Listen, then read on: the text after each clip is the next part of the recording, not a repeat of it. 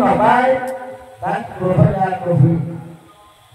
जनक पाखे मित्र पाखे बंधु पाखे जड़े कामना कर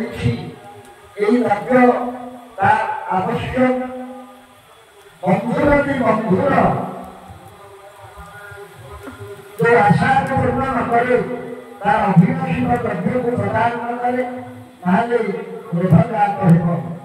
क्रोध ठारू महारिपु सहे नहीं क्रोध ठारू महारिपु विपर्थ शत्रु क्रोध ठारू शत्रु ये संसार में किसी ना से दिन ये पृथ्वी जो चंडी आगे ये पीठरे शैल पीठरे चंडी पाठ होउछि मांकर चंडी पाठ फल अच्छी से दिन ये पृथ्वी राजा पृथ्वी रे जड़े राजा थे से राजा नाम थिला सुरथ से क्षत्रिय कुलवंश क्षत्रिय कुल जन्मलाभ करते से राजा ये पृथ्वी को पालन करुले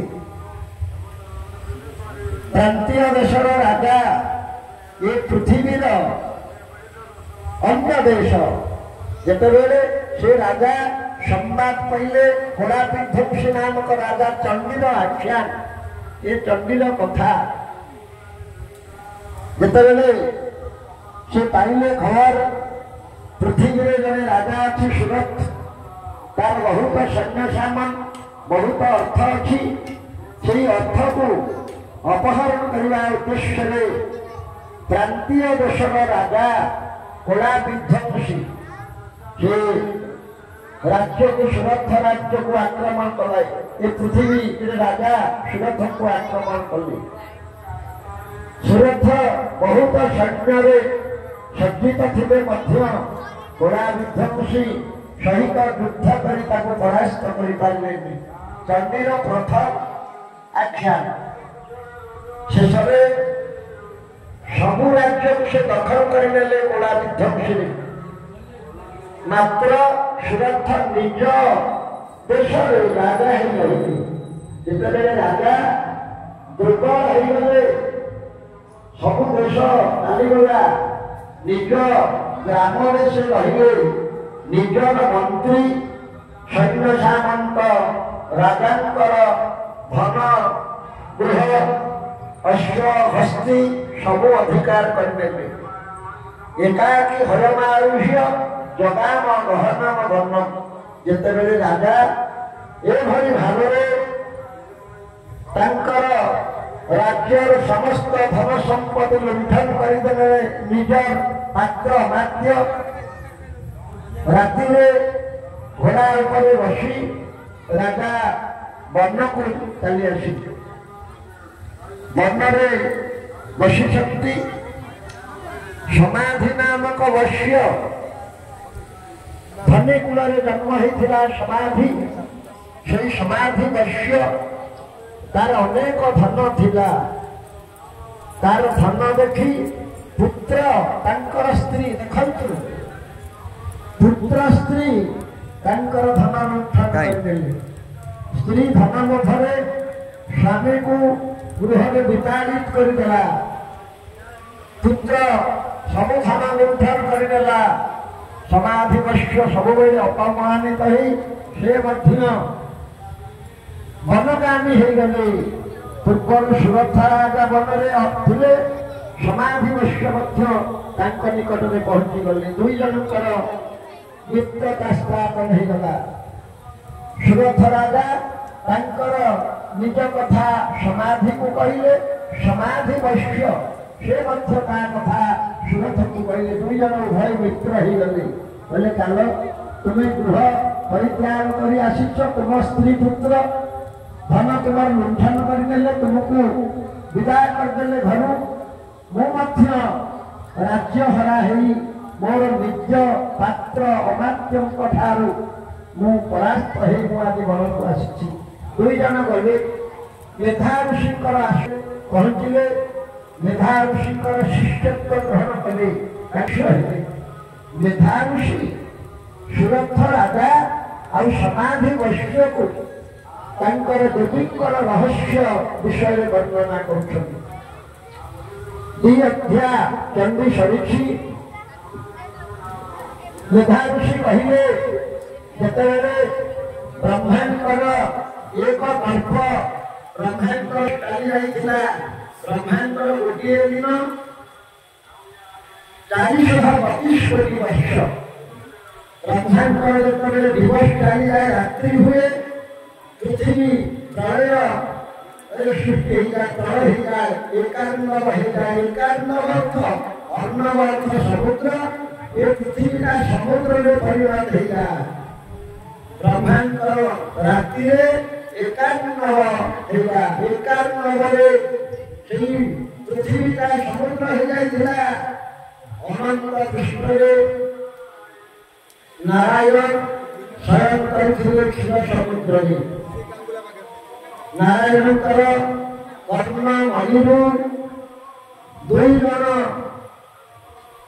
ଦର୍ପିଷ୍ଠ ଦାନବଙ୍କର ଉତ୍ପତ୍ତି ହେଇଥିଲା। ଚଣ୍ଡୀର ପ୍ରଥମ ଅଧ୍ୟାୟ। ବିଷ୍ଣୁ କର୍ଣ୍ଣ ମଳୋଭୂତ ହନ୍ତୁ ବ୍ରହ୍ମାନମୁଦ୍ୟତ। ବିଷ୍ଣୁଙ୍କର କାନ ମଣିରୁ 2 ଜଣ ଦର୍ପିଷ୍ଠ ଦାନବଙ୍କର ଜନ୍ମ ହେଇଥିଲା। ସେ ଦାନ 2ରେ ମଧୁ ଆଉ କୈଟଭ। ଯେତେବେଳେ ସମୁଦ୍ର କ୍ଷୀର ସମୁଦ୍ରରେ ଅନନ୍ତ ଶଯ୍ୟାରେ ଶୟନ କରିଥିଲେ ବନ୍ଧୁତ ନାରାୟଣ, ତାଙ୍କର କାନ ମଣିରୁ ମଧୁ ଆଉ କୈଟଭ ନାମକ 2 ଜଣ ରାକ୍ଷସ ଜନ୍ମ। ସେ ରାକ୍ଷସ ଏକାର୍ଣ୍ଣବ ସମୁଦ୍ରରେ କହିବାକୁ ଲାଗିଲେ। ଯେତେବେଳେ ତାଙ୍କର ବୋଧ ଶକ୍ତି ଆସିଲା, ସେ ଚିନ୍ତା କଲେ ଏ ବିଶାଳ ସମୁଦ୍ରକୁ ସୃଷ୍ଟି କରିଛି କିଏ? এই କଥାକୁ ଚିନ୍ତା କରି ଦୈବୀ ଶକ୍ତି ତାଙ୍କ ମନକୁ ଆସିଲା। ସେ ଠାକୁରାଣୀଙ୍କର ମନ୍ତ୍ରକୁ ଜପ କଲେ। ଶୂନ୍ୟରେ ଦେଖାଦେଲେ ମା ଡାକୁବାଦିନୀ ସରସ୍ୱତୀ। ମଧୁକୈଟଭକୁ ଦେଖାଦେଲେ। ମଧୁକୈଟଭକୁ ଏକ ମନ୍ତ୍ର ଦେଲେ।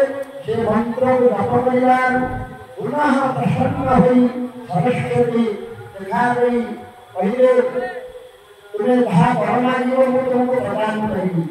କିନ୍ତୁ ମଧୁକୈଟଭ ଭାବରେ କହିଲେ, ଆମକୁ ଅମର ବର ଦେ, ଆମକୁ କେହି ପରାସ୍ତ କରିପାରିବେ।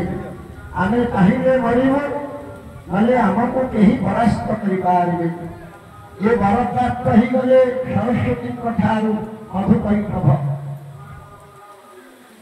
ପୁଣି ଦେଖିଲେ ଯେଉଁ ଠାକୁରଙ୍କର କର୍ଣ୍ଣମଳରୁ ଜନ୍ମ ହେଇଥିଲେ ମଧୁକୈଟଭ, ତାଙ୍କର ନାଭି କମଳରେ ବ୍ରହ୍ମା ଥିଲେ। ବ୍ରହ୍ମାଙ୍କୁ ମାନିବାକୁ ଉଦ୍ୟତ ହୁଅନ୍ତେ ବିଷ୍ଣୁ କର୍ଣ୍ଣମଳର ଭୂତମ୍ ହନ୍ତୁ ବ୍ରହ୍ମାନମୁଦ୍ୟତ।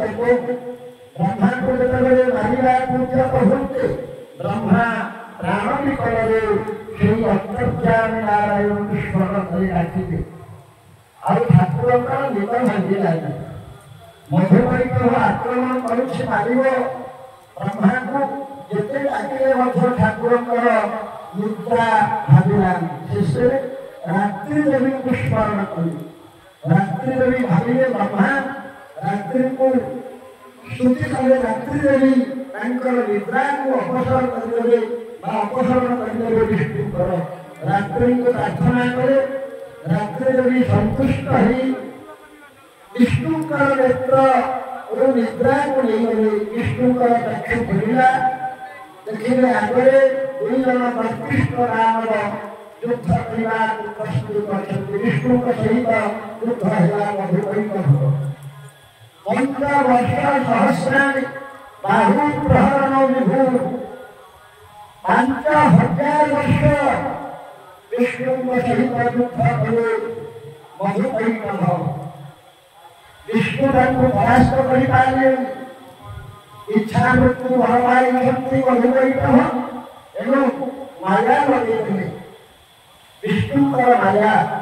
ଯେତେବେଳେ ବିଷ୍ଣୁଙ୍କର ମାୟା ଲାଗିଲା, ମଧୁକୈଟଭ ଡାକିଲେ, ହେ ବିଷ୍ଣୁ, ତୁ କେବେ ଆମକୁ ପରାସ୍ତ କରିପାରିବୁ, ତୁ ଆମକୁ ବର ମାଗ। ମଧୁକୈଟଭ କହିଲେ, ନାରାୟଣଙ୍କୁ ତୁମେ ବର ମାଗ, ଯାହା ବର ମାଗିବ ମୁଁ ଦେବି। ବିଷ୍ଣୁଙ୍କର ମାୟାରେ ଯେତେବେଳେ ମଧୁକୈଟଭ ଏ କଥା କହନ୍ତେ ବିଷ୍ଣୁ କହିଲେ ତୁମେ ବୁଝେ ମୋ ହସ୍ତରେ ମରିବ ମୁଁ ତୁମକୁ ପରାସ୍ତ କରିବି। ମଧୁକୈଟଭ କହିଲେ ଏ ଦଳରେ ଆମେ ମରିବୁ ସ୍ଥଳରେ ମରିବୁ। ବିଷ୍ଣୁ କଲେ କଣ ନା ଜଘନ ବିଷ୍ଣୁଙ୍କର ଜଘନ ଅର୍ଥ ଜାନୁରେ ମଧୁକୈଟଭଙ୍କର ମୁଣ୍ଡକୁ ଚକ୍ରରେ କାଟିଥିଲେ। ସେଇ ମଧୁକୈଟଭ ଲେଦରେ ଲେଦ ଅର୍ଥ ଚର୍ବି ତା ଚର୍ବିରେ ମେଦିନୀ ସୃଷ୍ଟି ହେଇଥିଲା। ଯେତେବେଳେ ଏବେ ସମୁଦ୍ର ଥିଲା ସେଇ ସମୁଦ୍ରରେ ମଧୁକୈଟଭର ଚର୍ବି ଦ୍ୱାରା ମେଦିନୀ ସୃଷ୍ଟି ହେଇଥିଲା ପୃଥିବୀ ସୃଷ୍ଟି ହେଇଥିଲା। ସେଇ ଅନ୍ତର୍ଯାମୀ ନାରାୟଣ 5 ବର୍ଷ ଯୁଦ୍ଧରେ ଯାହାକୁ ପରାସ୍ତ କରିପାରିନଥିଲେ ପ୍ରଥମ ଅଧ୍ୟାୟ ଆଜି ମେଧା